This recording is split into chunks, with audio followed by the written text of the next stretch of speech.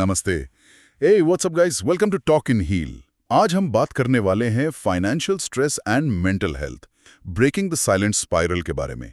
आज हम एक ऐसे टॉपिक की गहराई में उतर रहे हैं जो हम में से कई लोगों की जिंदगी को कहीं ना कहीं छूता है, लेकिन जिस पर अक्सर खामोशी छाई रहती है। हाँ बिल्कुल। पैसों का तनाव और उसका हमारे मेंटल हेल्थ पर असर। हमारे पास इस पर कुछ रिसर्च है, कुछ आर्टिकल्स हैं, और आज हम कोशिश करेंगे कि इनमें से जो जरूरी बातें हैं उन्हें समझें। ये एक तरह का साइलेंट स्पाइरल कहा जा सकता है इसे, एक खामोश दुष्चक्र। बिल्कुल सही कहा। ये एक साइलेंट स्पाइरल ही है और ये समझने बहुत जरूरी है कि ये सिर्फ बैंक बैलेंस या अकाउंट में पैसों की कमी का मामला नहीं है। अच्छा। ये चिंता, ये स्ट्रेस हमारे सोचने के तरीके, हमारे इमोशंस, हमारी रोजमर्रा की जिंदगी सब पर बहुत गहरा असर डालता है। और मजे की बात यह है कि जब मेंटल स्थिति ठीक नहीं होती तो फिर पैसों को मैनेज करना और भी मुश्किल हो जाता है। ये एक ऐसा साइकिल है जिसमें कई लोग अनजाने में ही फंस जाते हैं। तो चलो फिर खोलते हैं इस साइलेंट स्पाइरल की परतें। सबसे पहले ये फाइनेंशियल स्ट्रेस या पैसों का तनाव, ये असल में है क्या, इसको थोड़ा समझते हैं। देखिए, फाइनेंशियल स्ट्रेस सिर्फ ये हिसाब किताब नहीं है कि आमदनी इतनी और खर्चा इतना नहीं। ये वो एक अहम लगातार बना रहने वाला एहसास है, एक दबाव है जब किसी को लगता है कि उनके पास जो पैसे हैं वो उनकी ज़रूरतों को पूरा करने के लिए काफ़ी नहीं है। ज़रूरतें मतलब बेसिक ज़रूरतें और बाकी खर्चे भी। हाँ, बेसिक नीड से लेकर थोड़े बहुत जो गैर ज़रूरी खर्चे होते हैं उन तक। ये एक अंदरूनी बेचैनी है, मतलब एक कांस्टेंट चिंता जो लगी रहती है कि रिसोर्सेज कम है। और यही एहसास फिर उस साइलेंट स्पाइरल का स्टार्टिंग पॉइंट बन जाता है जिसका हम जिक्र कर रहे थे। मतलब पैसों की तंगी हुई और उससे मेंटल हेल्थ पर असर पड़ा। हाँ बिल्कुल। और फिर खराब मेंटल हेल्थ ने क्या किया, उसने फाइनेंशियल डिसीजंस लेने की क्षमता या पैसों को संभालने की क्षमता को और बिगाड़ दिया। तो ये एक दुष्चक्र बन गया, एक विशियस साइकिल। अच्छा। रिसर्च में भी ये साफ दिखता है, जहाँ कर्ज ज्यादा है या पैसे की तंगी है या इनकम कम है, वहाँ एंजाइटी, डिप्रेशन, इस तरह के मेंटल हेल्थ इश्यूज बढ़ने के चांसेस ज्यादा पाए गए हैं। तो ये वन वे नहीं है, ये टू वे स्ट्रीट है। एक प्रॉब्लम दूसरे को बढ़ा रही है। यहाँ से चीजें थोड़ी और इंटरेस्टिंग हो जाती हैं जब हम इसके बायोलॉजिकल पहलू को देखते हैं। जैसे जब ये फाइनेंशियल स्ट्रेस होता है तो बॉडी का वो फाइट और फ्लाइट रिस्पॉन्स एक्टिवेट हो जाता है। ये सही है? करेक्ट, बिल्कुल। ऐसा लगता है जैसे शरीर न लगातार किसी खतरे का सामना कर रहा है, चाहे वो खतरा सामने खड़ा न भी हो। इससे क्या होता है, कॉर्टिसोल और एड्रेनालिन जैसे जो स्ट्रेस हार्मोन्स हैं वो लगातार बॉडी में रिलीज होते रहते हैं। मतलब शरीर एक तरह से क्रॉनिक स्ट्रेस की स्टेट में चला जाता है। आप सोचिए, आपका नर्वस सिस्टम हर वक्त हाई अलर्ट पर है। और इस लगातार हाई अलर्ट पे रहने का नतीजा क्या होता है? सिर्फ दिमागी तौर पर या शरीर पर भी असर पड़ता है? दोनों पर। इसके असर मल्टी फैसेटेड हैं, मतलब कई तरह के हैं। पहला तो है इमोशनल इम्पैक्ट।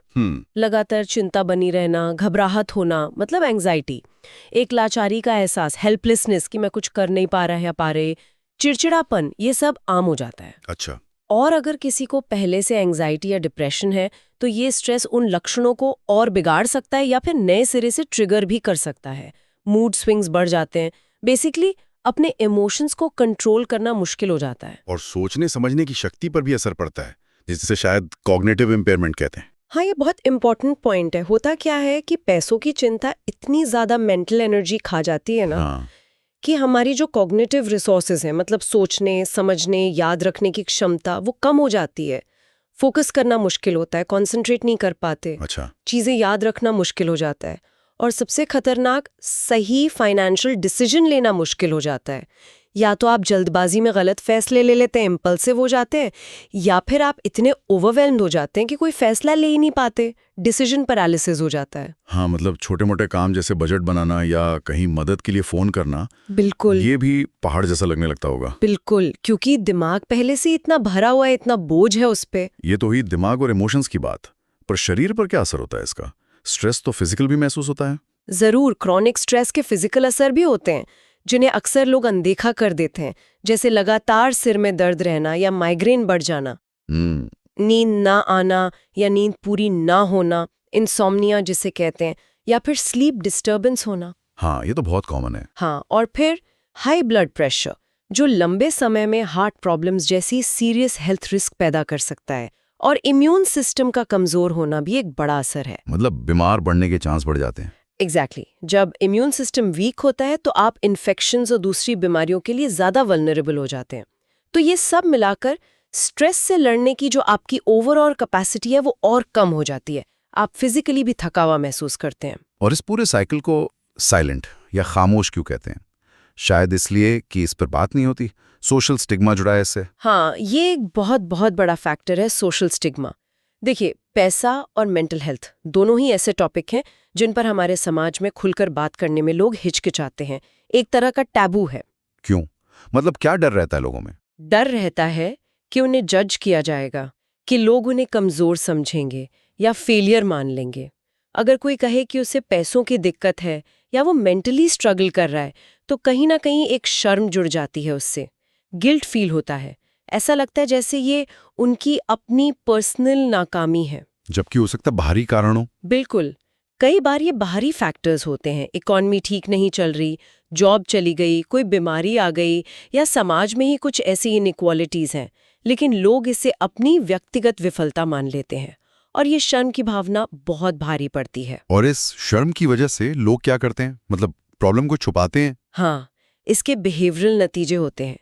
जैसे लोग अपने बिल्स देखने से बचेंगे, आंखें बंद कर लेंगे कि प्रॉब्लम है ही नहीं। अच्छा। क्रेडिटर्स के फोन आएंगे, लेटर्स आएंगे, उन्हें इग्नोर करेंगे। और जो सबसे दुखद होता है वो ये कि वो सोशल सिचुएशन से कटने लगते हैं। मतलब दोस्तों रिश्तेदारों से मिलना कम कर देते हैं। हाँ, या तो इसलिए कि उन्हें लगता है कि वो बाहर जाना अफोर्ड नहीं कर सकते, या फिर उन्हें शर्म आती है अपनी सिचुएशन बताने में, तो वो मिलना जुलना बंद कर देते हैं। इससे तो अकेलापन और बढ़ जाता होगा। बिल्कुल। और ये सोशल आइसोलेशन, ये अकेलापन, ये खुद मेंटल हेल्थ के लिए बहुत बड़ा रिस्क फैक्टर है। जब आप अलग थलग महसूस करते हैं तो ऐसा लगता है कि आप इस मुसीबत में बिल्कुल अकेले हैं, कोई समझने वाला नहीं है। और यही डर कि कोई समझेगा नहीं या जज करेगा, ये किसी अपने से, चाहे दोस्त हो, परिवार हो या फिर किसी प्रोफेशनल से, जैसे कोई थेरेपिस्ट हो या फाइनेंशियल काउंसलर हो, उनसे मदद मांगने में बहुत बड़ी रुकावट बन जाता है। तो मदद मांगने से भी कतराते हैं लोग। हाँ, बहुत ज्यादा। और इस तरह ये साइलेंट स्पाइरल और गहरा होता जाता है।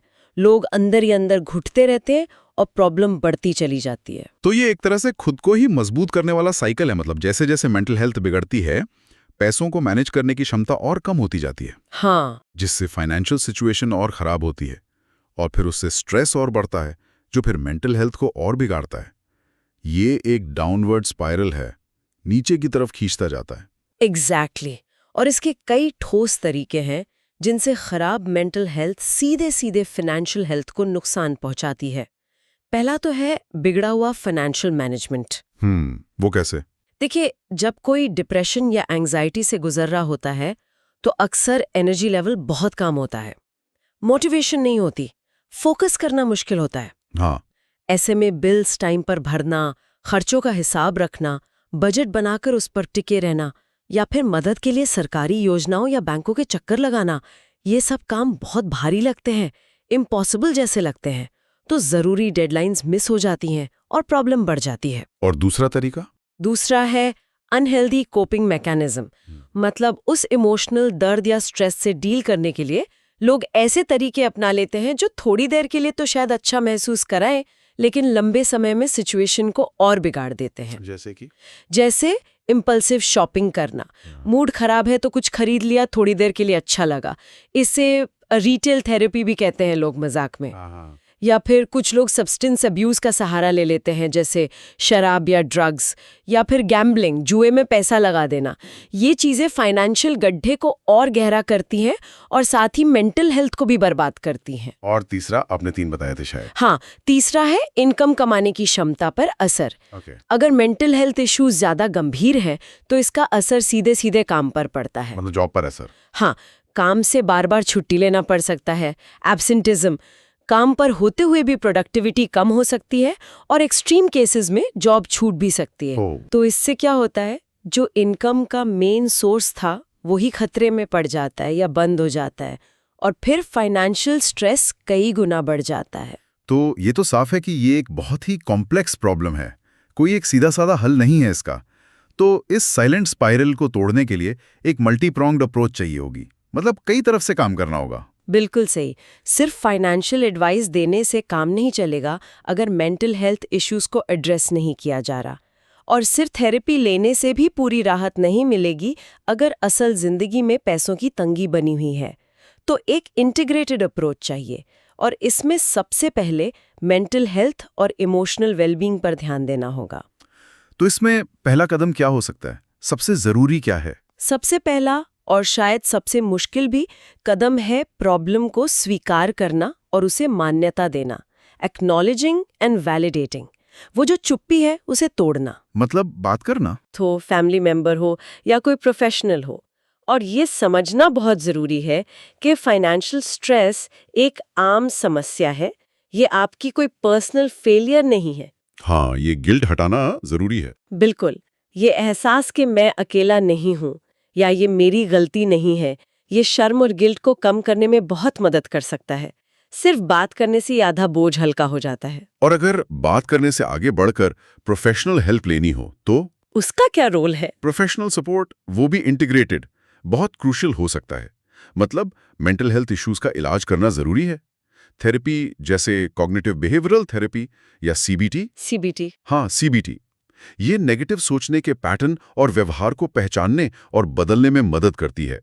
इससे एंग्जाइटी मैनेज करने में, डिप्रेशन से लड़ने में और मुश्किलों का सामना करने की हिम्मत, रेजिलियंस बनाने में काफी मदद मिलती है। एक थेरेपिस्ट आपको स्ट्रेस से डील करने के तरीके सिखा सकता है। सेल्फ केयर के बारे में भी काफी बात होती है आजकल। उसका क्या महत्व है यहाँ? सेल्फ केयर यहाँ कोई लग्जरी नहीं है, ये एक ज़रूरत है। Prioritising self care. और इसमें ऐसी एक्टिविटीज शामिल हैं जो सीधे पैसों से नहीं जुड़ी। अच्छा, जैसे रेगुलर फिजिकल एक्सरसाइज करना, वॉक करना, योग करना, ये नेचुरल मूड बूस्टर है। अच्छा खाना खाना, न्यूट्रिशियस फूड, नींद पूरी लेना जो बहुत जरूरी है, और माइंडफुलनेस या रिलैक्सेशन टेक्निक्स प्रैक्टिस करना, जैसे मेडिटेशन करना या गहरी सांस लेने की एक्सरसाइज। ये छोटी छोटी चीजें स्ट्रेस को मैनेज करने की आपकी क्षमता को बढ़ाती हैं। एक और बात थी, कंट्रोल पर फोकस करना। इसका क्या मतलब है? हाँ, माइंडफुलनेस और फोकसिंग ऑन कंट्रोल। इसका मतलब है अपनी एनर्जी उन चीजों पर लगाना जिन्हें आप वाकई कंट्रोल कर सकते हैं, बजाय उन पर परेशान होने के जो हमारे हाथ में नहीं है। बिल्कुल। जैसे पूरी इकोनॉमी की हालत क्या है या जॉब मार्केट कैसा है, ये हमारे कंट्रोल में नहीं है, लेकिन आप अपनी रोज की खर्च करने की आदतें कंट्रोल कर सकते हैं। आप मदद के लिए एक फोन कॉल करने का फैसला ले सकते हैं।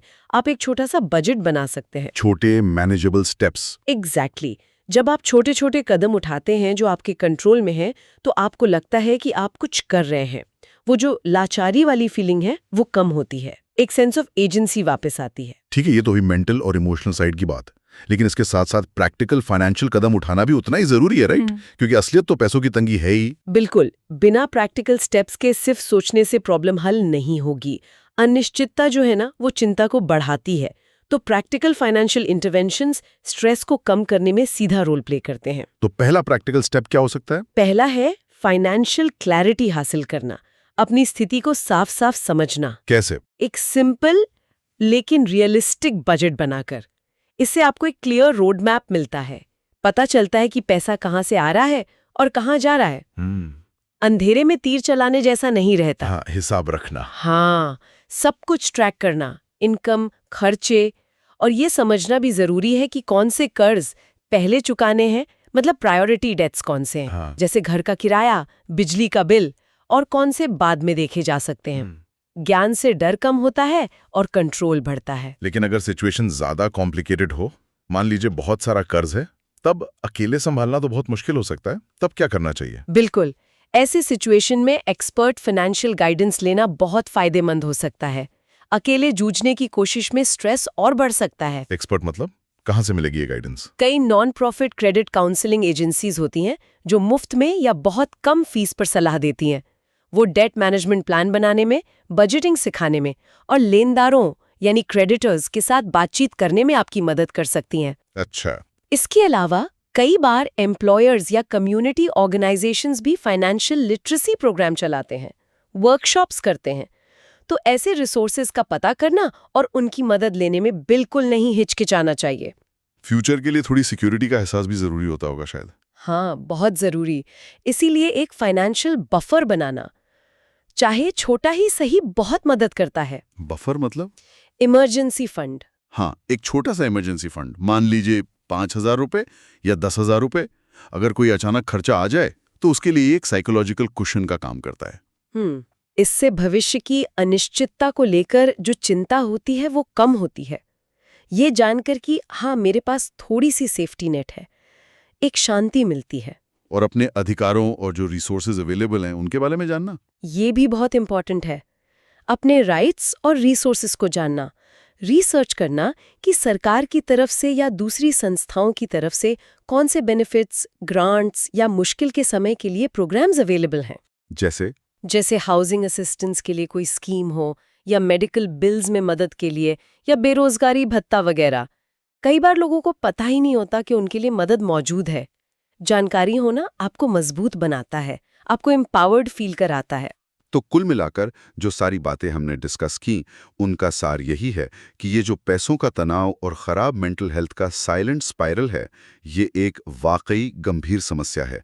इसका असर सिर्फ एक इंसान पर नहीं, बल्कि पूरे समाज पर पड़ता है। हाँ, बिल्कुल। और इसे असरदार तरीके से तोड़ने के लिए हमें पैसे और मेंटल हेल्थ दोनों के बारे में जो स्टिग्मा है, जो हिचक है बात करने की, उसे तोड़ना होगा, बातचीत को नॉर्मल बनाना होगा। सही कहा। ताकि लोग शर्म और अकेलेपन से बाहर निकलकर मदद ले सकें। और ये याद रखना बहुत जरूरी है कि इस साइकिल को तोड़ने के लिए दोनों पहलुओं पर एक साथ काम करना होगा। साइकोलॉजिकल सपोर्ट भी चाहिए, जैसे थेरेपी, और प्रैक्टिकल, हमदर्दी भरी फाइनेंशियल गाइडेंस भी चाहिए। दोनों साथ साथ। हाँ, इन दोनों को मिलाकर ही लोग कंट्रोल की भावना वापस पा सकते हैं, वो जो लगातार बना रहने वाला स्ट्रेस है उसे कम कर सकते हैं, और आखिरकार एक बेहतर ओवरऑल वेलबींग की तरफ बढ़ सकते हैं। और मदद मांगना ये कमजोरी की निशानी बिल्कुल नहीं है।